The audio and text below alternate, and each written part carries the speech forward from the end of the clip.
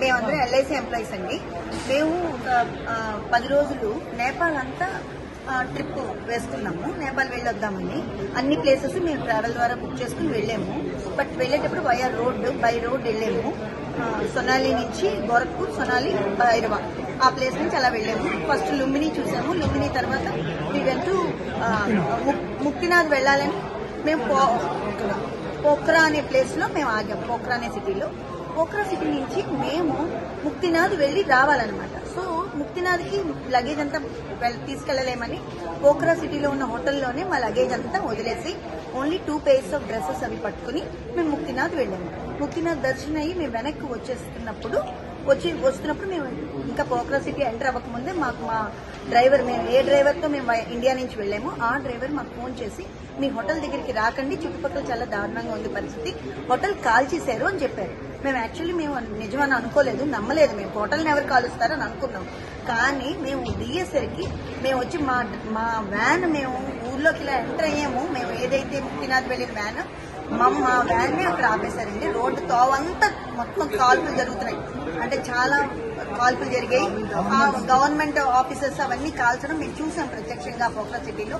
అది చూసి మా డ్రైవర్ చాలా చాకచక్యంగా సందుల్లోకి తీసుకెళ్లి ఒక సందులో పెట్టి మమ్మల్ని నిలబెట్టాడండి.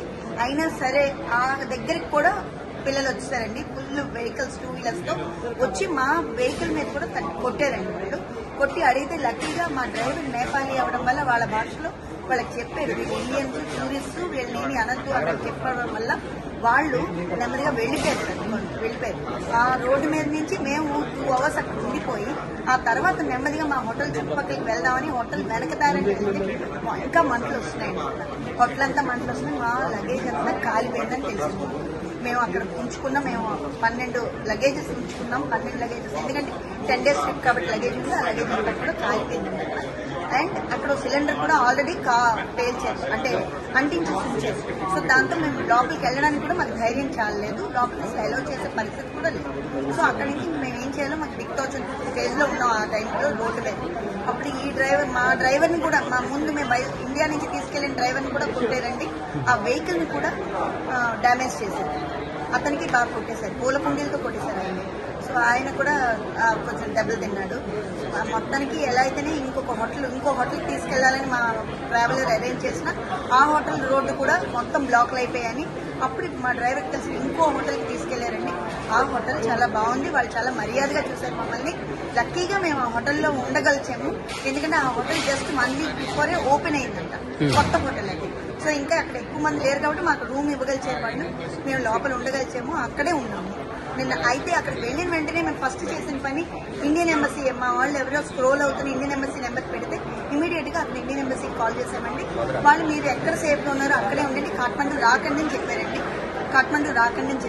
సో మేము కాఠ్మండూ వెళ్ళాం, మేము ఇక్కడే ఉండిపోతాం అని చెప్పి అక్కడే ఉంటామన్నాం. పోఖ్రాలోనే ఉండిపోయాము.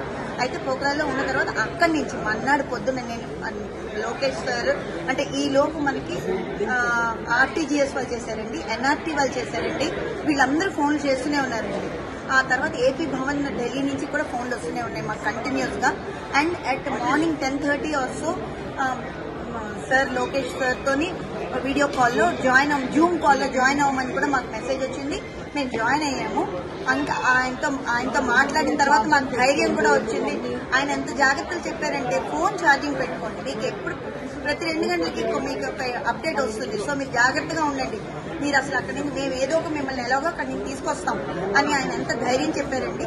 అలాగే మాకు నారా శ్రీ గౌరవనీయులు చీఫ్ మినిస్టర్ నారా చంద్రబాబు నాయుడు గారి ద్వారా ఆయన ఇంతకుముందు ఆయన అడ్మినిస్ట్రేషన్ మాకు అందరికీ తెలుసు. విశాఖ వాసులు హుద్దు మర్చిపోలేము, ఎలాంటి అడ్మినిస్ట్రేషన్ మాకు తెలుసు. సేమ్ అలాగే మాకు అర్థమైపోయింది. మేము ఖచ్చితంగా ఇండియా హ్యాపీగా రాగలమని అర్థమైంది ఎప్పుడైతే నారా లోకేష్ గారు మాకు చెప్పారో. అలాగే ఆ తర్వాత మాకు ఇమీడియట్ గా మాకు మంత్రి రామ్మోహన్ నాయుడు గారు కూడా చాలా హెల్ప్ చేయడం జరిగింది. మన ఎంపీ శ్రీ భరత్ గారు, అలాగే హోమ్ మినిస్టర్ అనిత గారు, ఆవిడ డైరెక్ట్ గా నాతో మాట్లాడారు. ఒక మహిళ, ఆవిడ కూడా చక్కగా వెంటనే అమ్మ మీరు ధైర్యంగా ఉండండి అని ధైర్యం చెప్పారు. అలాగే ఇక్కడ ఉన్న మొత్తం అఫీషియల్స్ అండి, ముఖ్యంగా అందరూ RTGS government, state government officials అందరూ కూడా చాలా మర్యాదగా, ఆఖరిలో లాస్ట్ లో నిన్న రాత్రి ఫోన్ చేసిన ఏపీ భవన్ నుంచి ఒక సెక్రటరీ కమిషనర్ ఆయన ఫోన్ చేశారు, క్షితిజ్ అని. Sir thank you very much sir అంటే ఆయన ఒకే మాట అన్నారు, this is our duty madam, you need not thank us. అంత బాగా చెప్పగలిచే అవకాశం ఇంకెవరికి ఉండదండి. ఆయన నా డ్యూటీ అన్నారండి, అది చాలు మాకు. అంత చాలా బాగా చేశారు. ఇవాళ పొద్దున మేము ఇక్కడికి వచ్చే వరకు కూడా మేము ఇక్కడ చేరే వరకు మేము ఆఖరికి లాస్ట్ ఇమిగ్రేషన్ కాఠ్మండూలో అయ్యే వరకు కూడా మాకు అలా ఫోన్లు వస్తూనే ఉన్నాయి సార్. మాకు ఫాలో అప్ ఉంది. ఇమిగ్రేషన్ అయ్యే వరకు కూడా వాళ్లే హెల్ప్ చేశారు, మాకు అన్ని విధాలా హెల్ప్ జరిగింది. అలాగే మా కోసం ప్రత్యేకంగా పోఖ్రా నుంచి కాఠ్మండూ రావడానికి కేవలం ఒక 10 మంది గురించి ఒక చార్టెడ్ ఫ్లైట్ ఏర్పాటు చేసిన గవర్నమెంట్ ఏది ఉంటుందని నేను అనుకోను సార్.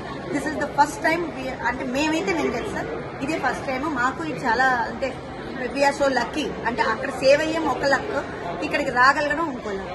సో ఈ రావడానికి కారణమైన మన అడ్మినిస్ట్రేషన్ అందరికీ కూడా ప్రత్యేక ధన్యవాదాలు. ముఖ్యంగా నారా లోకేష్ బాబు గారికి, అలాగే మన చంద్రబాబు నాయుడు గారికి, అందరికీ ప్రతి ఒక్కరికి పేరు పేరున మేము ధన్యవాదాలు చెప్పుకోవాలండి. అలాగే ఇక్కడి నుంచి ప్రతి వాళ్ళు మేము సేఫ్ గా రావాలని కోరుకున్న ప్రతి ఒక్కరికి, మా గురించి ఆలోచించిన ప్రతి ఒక్కరికి కూడా మేము ధన్యవాదాలు తెలియజేసుకోవాలండి. It's our duty, it's also our duty.